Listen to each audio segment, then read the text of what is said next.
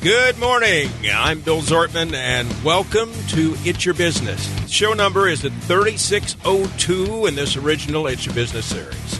Traditionally, Monday shows deal with real estate, home building, banking, and we keep that theme today. But adding it at 9:32, we've even brought in a guy that did a survey, Sioux Falls Development Director. We'll find out what that survey actually had to say. So let's get started with this guy who is the keynoter for our report card show that is actually coming up 2 weeks from today. Are you practicing today? I am practicing today. Every day is practice. I mean, I get up early in the morning and I just start pouring over numbers, and it's not even work when you like what you do. So this part is fun for me. So I appreciate the opportunity to come in here and talk about it. Now, one of the things that we do with this, not the report card, but the off show, as we ever have an off show. Well, is this classified as an off show? This is an off Broadway show today.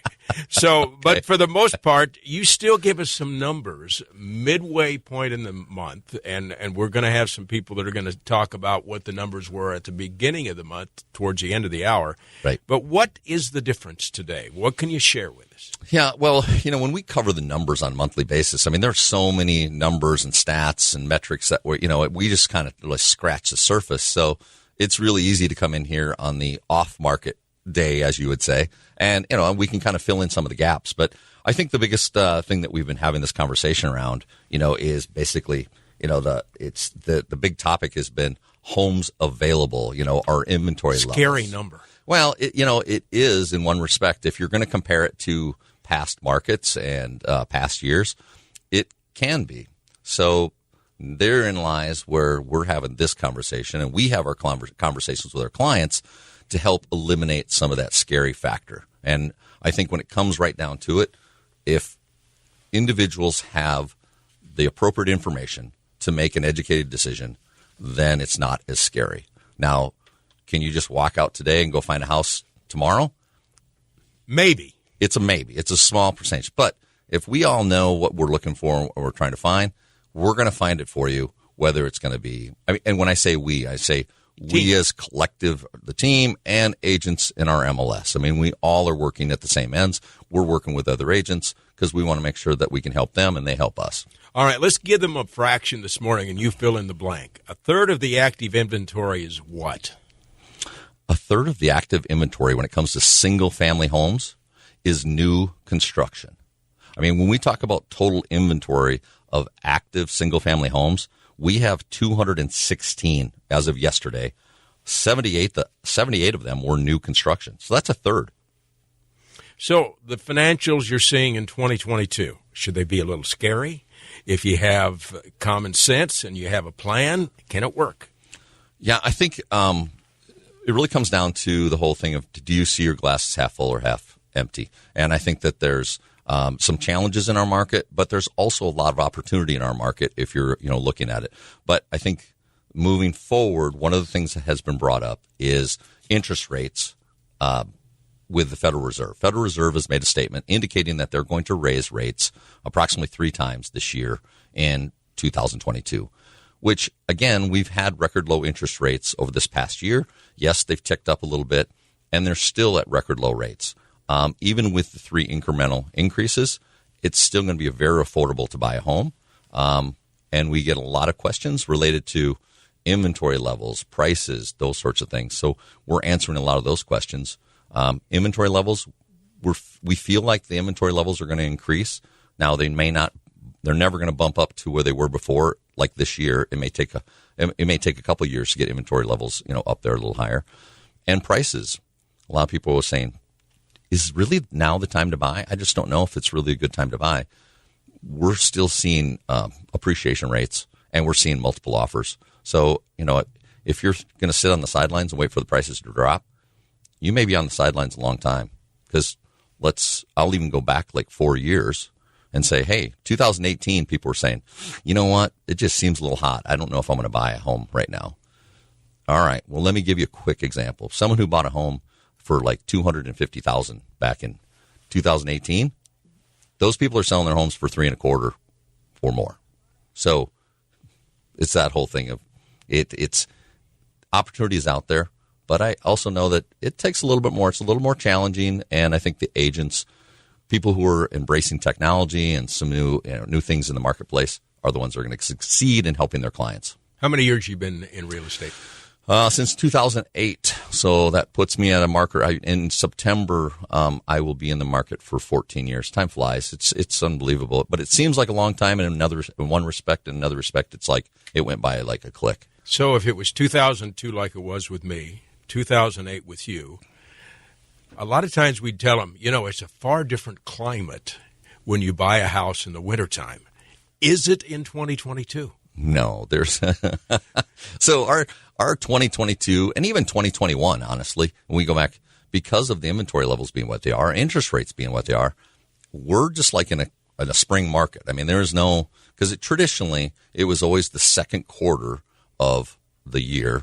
That was always the hottest quarter because everybody, coming out on the market with their new homes and people buying. It's right now. If it comes on the market, it's selling. And it's still a hot market right now in the middle of January. The other thing that we need to mention, too, is that we talked a week or two ago about Hague doing a little change. Yeah. There's a change with your team. Tell us about it. Yeah, well, the formal announcement came out last Tuesday, February 18th, that the Tony Bachman Group is now going to be branded with Coldwell Banker. So we've brought Coldwell Banker back to Sioux Falls. Coldwell Banker was in Sioux Falls a number of years ago. And we'd had conversations with them, and everything that they had going on when it comes to their culture, their technology, opportunities they had for agents and also for our clients, just made sense for us to align ourselves with Coldwell Banker. Number of years with Keller Williams, good relationship with them. Yeah, we were there 8 years, and it was a really tough decision because we have some really good friends, and they were great people to be in business with. I mean, we loved the other agents, we loved the owners, and the staff was amazing.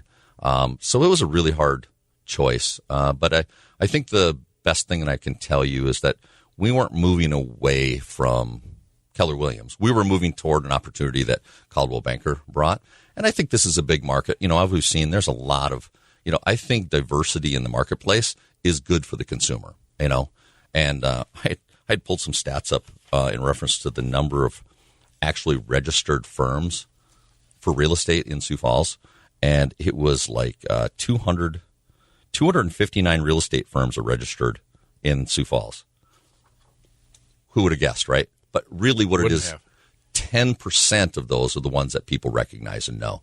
So, you have about 25 firms that people, see on a regular basis and recognize, and those 10% do probably 90 to 95% of the business in Sioux Falls.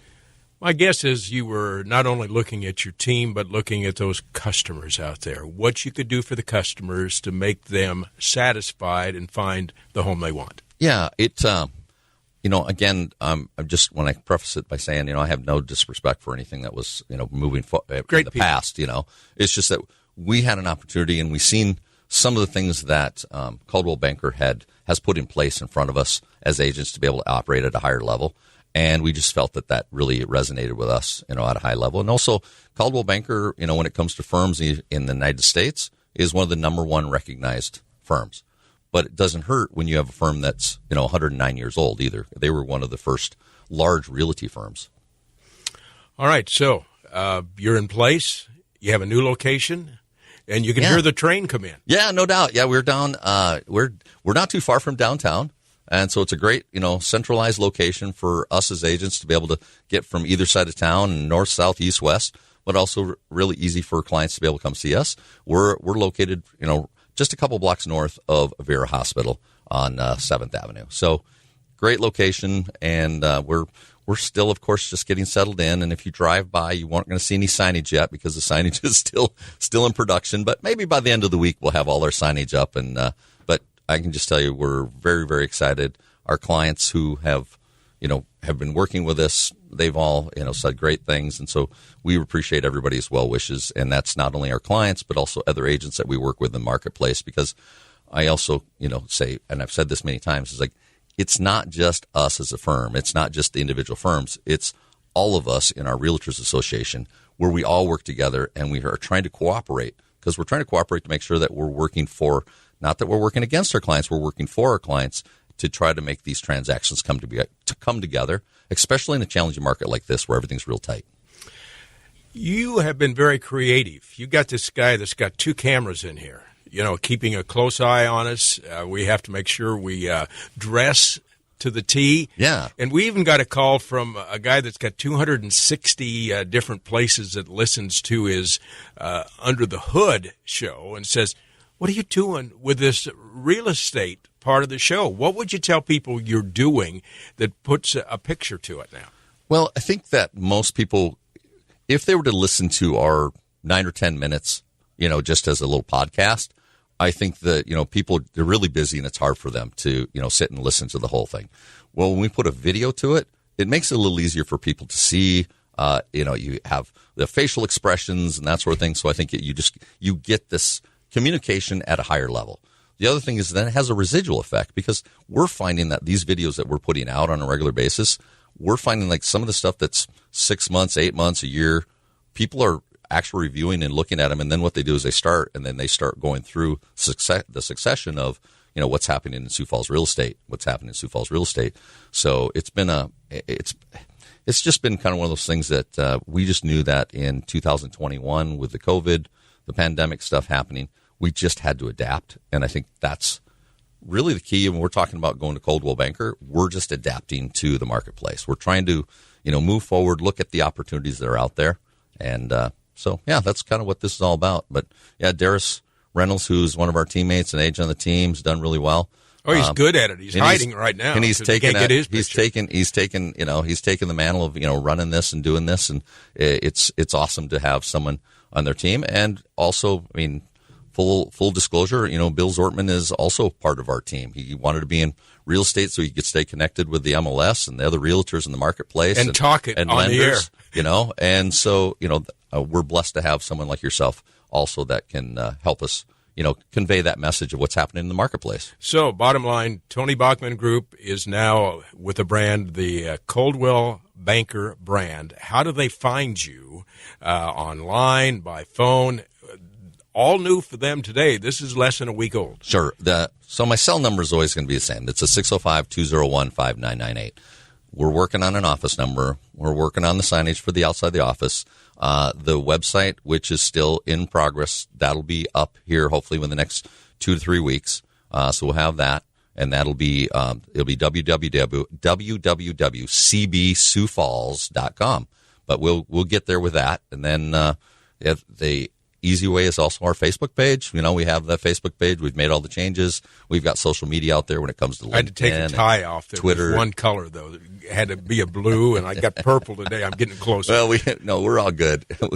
We, as you well know, we have a whole closet full of ties, and so it's a rainbow of colors. So it's whatever works, So yes. Well, I know Coldwell Banker is happy to be with you guys, and you guys are happy to be with them. Yeah, it's an exciting adventure, an exciting opportunity for all of us. And we're glad to have this guy that knows what he's doing with 2 cameras. Absolutely. Yeah. And we'll get this out on social media here coming up in the next day or two so people can see what we were talking about. We'll talk to Gary Popke next.